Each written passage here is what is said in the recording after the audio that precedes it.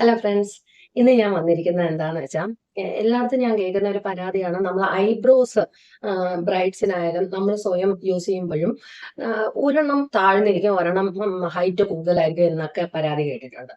അപ്പൊ അത് എങ്ങനെ ഒരുപോലെ മിക്കവാറും എല്ലാവരുടെയും പിരിയത്തിൽ എന്തെങ്കിലും ചെറിയൊരു വ്യത്യാസമൊക്കെ ഉണ്ടാവും.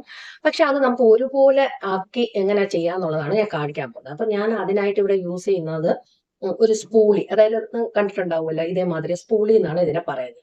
ഇത് നമുക്ക് ഹെയർസിനെ താഴോട്ട് ചീകിയിട്ട് ആ എവിടെയൊക്കെ ഗ്യാപ്പുകളുണ്ടോ അവിടെയൊക്കെ നമ്മൾ ഈ ഐബ്രോ ഫില്ല് ചെയ്യും. ഇതൊരു ഐബ്രോ പെൻസിൽ ബ്രൗൺ കളറാണ് ഞാൻ എടുത്തേക്കുന്നത്. ബ്ലാക്ക് യൂസ് ചെയ്താൽ പറ്റുന്ന എന്താന്ന് വെച്ചാൽ ഭയങ്കരമായിട്ട് കറുത്തിരിക്കും. അപ്പൊ ഞാനൊരു ബ്രൗൺ ഐബ്രോ പെൻസിലാണ് യൂസ് ചെയ്യുന്നത്. പിന്നെ ഞാനൊരു മാപ്പിംഗ് ചെയ്യും. മാപ്പിംഗ് മീൻസ് രണ്ട് പിരിയത്തിന്റെ അളവ് ഒരുപോലെ എനിക്ക് വരാനായിട്ട് ഇതിനെ ഞാൻ പറഞ്ഞല്ലോ, ഇത് ക്യൂടിപ്പ് എന്നാണ് പറയുന്നത്. ഇത് വെച്ചിട്ട് ഒരു മാപ്പിംഗ് നമ്മളിപ്പോ ഈ ഐബ്രോ പെൻസിൽ വെച്ചിട്ടാണ് കൊടുക്കുന്നത്. പക്ഷെ എന്നിട്ട് ആ രണ്ട് ഐബ്രോസും നമ്മൾ ചെയ്ത് കഴിഞ്ഞതിന് ശേഷം ഈ പറയുന്ന ക്യൂടിപ്പ് വെച്ചിട്ട് ഞാൻ ഗാർണിയറിന്റെ ക്ലെൻസിങ് വാട്ടറാണ് ഞാൻ യൂസ് ചെയ്യുന്നത്. അപ്പോൾ അത് വെച്ചിട്ട് ഞാൻ അതിനെ ജസ്റ്റ് ഒന്ന് വൈപ്പ് ചെയ്ത് കളയും. അപ്പൊ അത്ര നിസ്സാരമാണ് ഒരേപോലത്തെ അളവിൽ കിട്ടുക. അപ്പൊ ഞാൻ എങ്ങനെയാണ് ചെയ്യുന്നതെന്ന് കാണിച്ചു തരാം. ആദ്യം ഞാൻ ഇത് വെച്ച് ചെയ്യുവാണ്. ഞാനിപ്പോ ഓൾറെഡി കുറച്ചൊന്ന് കളർ ചെയ്തിട്ടുണ്ട്.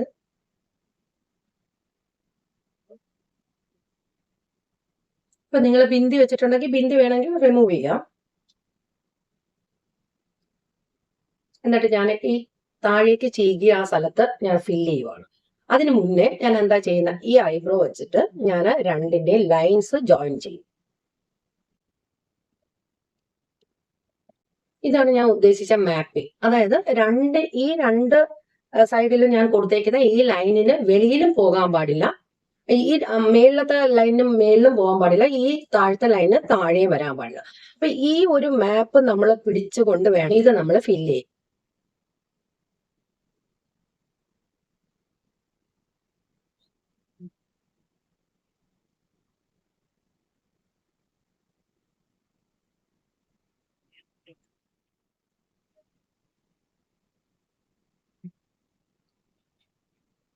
ഫില്ല് ചെയ്യുമ്പോൾ ശ്രദ്ധിക്കേണ്ട മറ്റൊരു കാര്യം, ഈ എൻഡ് വരുന്നില്ലേ, ആ ഭാഗത്ത് നമ്മൾ അധികം കളറിങ് കൊടുക്കണ്ട.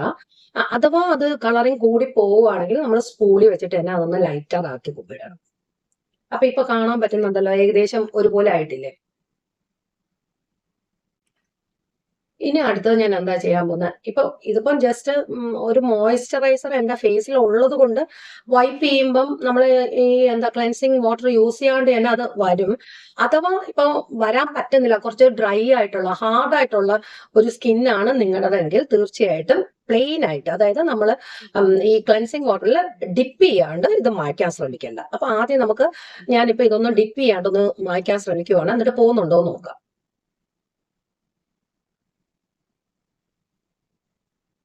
ഈസി ആയിട്ട് വന്നിട്ടുണ്ട്.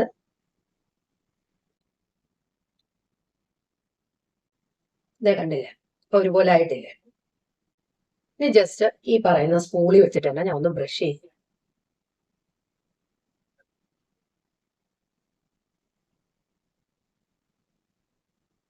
എന്നിട്ട് എന്തെങ്കിലും എക്സസ് ആയിട്ട് തോന്നുവാണെങ്കിൽ നമ്മൾ ഒരു സൈഡല്ലേ യൂസ് ചെയ്തിട്ടുണ്ടായിരുന്നുള്ളൂ, അതിന്റെ മറ്റു സൈഡ് വെച്ചിട്ട് ഒന്നുകൂടെ ഒന്ന് എക്സസ് ആയിട്ടുണ്ടെങ്കിൽ അതൊന്ന് ക്ലീൻ ചെയ്യുക.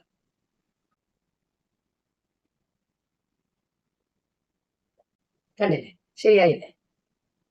ഇത് കഴിഞ്ഞിട്ടും നമുക്ക് എന്തെങ്കിലും എക്സസ് ആയിട്ട് അതല്ലെങ്കിൽ കുറച്ച് കളർ കൂടിപ്പോയി എന്ന് നമുക്കൊരു ഫീലിംഗ് വരുവാണെങ്കിൽ കുറച്ചൊരു ഫൗണ്ടേഷൻ അല്ലെങ്കിൽ ഒരു കൺസീലർ ശകലം ഒന്ന് ബ്രഷ് ചെയ്തിട്ട് അത് വെച്ചിട്ട്, ഞാനത് ഇവിടെ എടുത്തിട്ടില്ല എന്നാലും നിങ്ങളോട് പറയുവാണ്, അത് വെച്ചിട്ട് ഒന്ന് ലൈറ്റൻ ചെയ്യാം.